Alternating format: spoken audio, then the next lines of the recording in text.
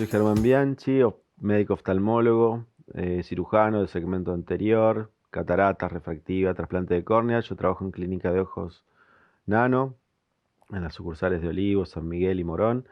Y también pertenezco a AIVO, que es la Asociación de Investigación en Visión y Oftalmología, que siempre da mucho apoyo a todos los médicos que quieren realizar o comenzar con este tipo de estudios e investigación. Hoy les voy a hablar de por qué investigar en cirugía de cataratas y cirugía refractiva y contarles un poco mi experiencia y algunas sugerencias, nada más que eso. Em, bueno, hoy charlaremos un poco de si es relevante o no hacer estudios o investigar sobre cirugía de cataratas y cuáles son los sesgos que aparecen en este tipo de estudios. ¿Cómo podemos comenzar con todo esto?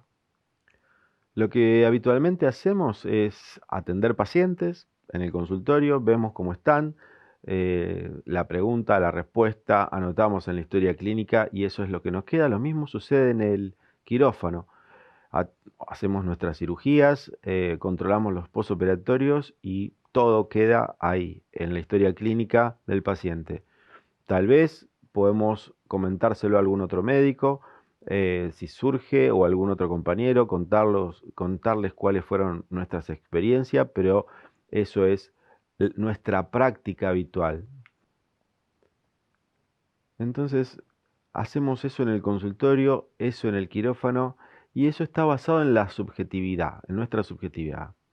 En nuestra subjetividad, la subjetividad del paciente, esa relación médico-paciente, que es un poco el trato humano que tenemos, nuestra capacidad también de entenderlos, de escucharlos, todo eso es subjetivo, todo eso es lo que nosotros llamamos sesgos, lo que nos saca un poco de lo que es la evidencia científica. Y también tenemos a la industria que viene con nuevas lentes, con nuevas gotas, cosas que hacen que también podamos sesgar nuestra opinión porque también queremos usar la mejor lente, usar la mejor gota y eso puede a veces darnos un resultado que no sea el científico que nosotros esperamos.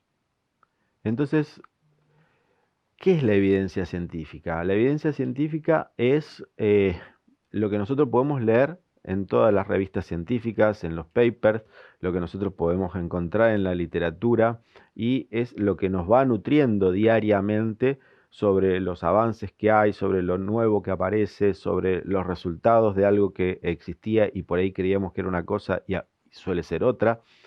Pero también nosotros podemos investigar personalmente y de esa forma ir obteniendo nuestros propios resultados y transmitirlos al resto de la comunidad oftalmológica.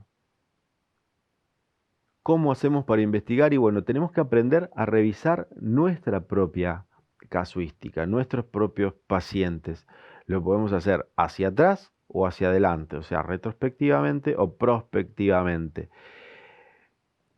Nos debe surgir primero lo que es la pregunta, ¿cuál es la duda que tenemos? ¿Qué es lo que nosotros queremos aclarar? ¿Cuál es nuestra duda, nuestra incertidumbre?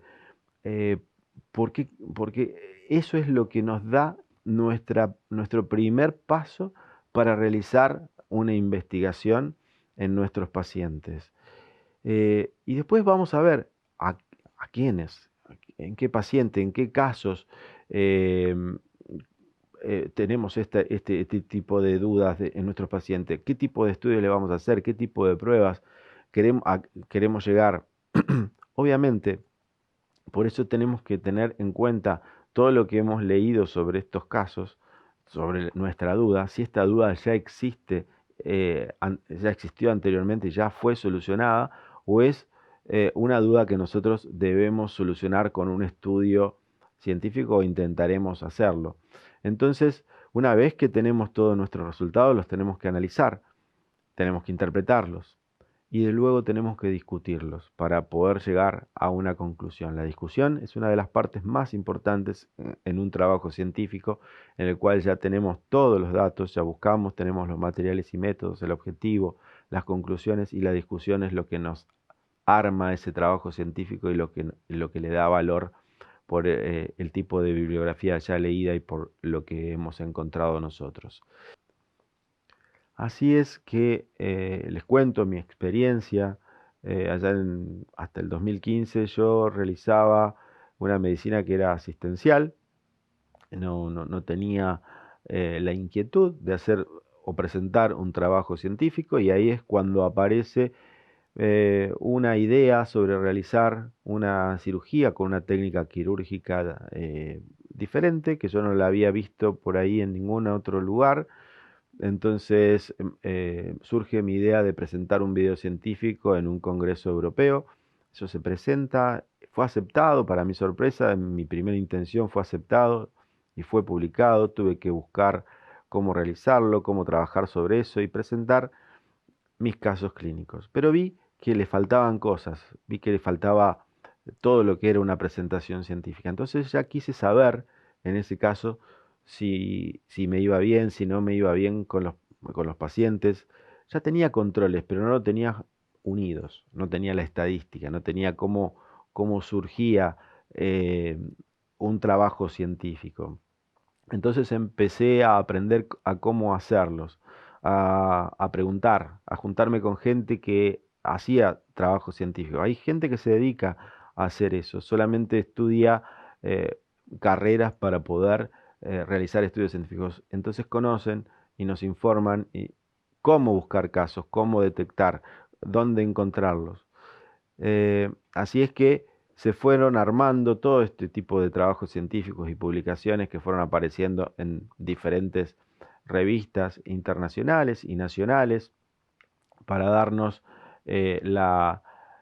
digamos, satisfacción de tener ese resultado a veces esperado y a veces no esperado. Pero todo eso fue llevando a que ese estudio que realizamos y que nos dio un resultado a veces esperado o no, nos lleva a otro, a investigar por qué y a otro. Y eso es una cadena que hace que cambie nuestra cabeza, nuestra forma de pensar, y nos da una apertura.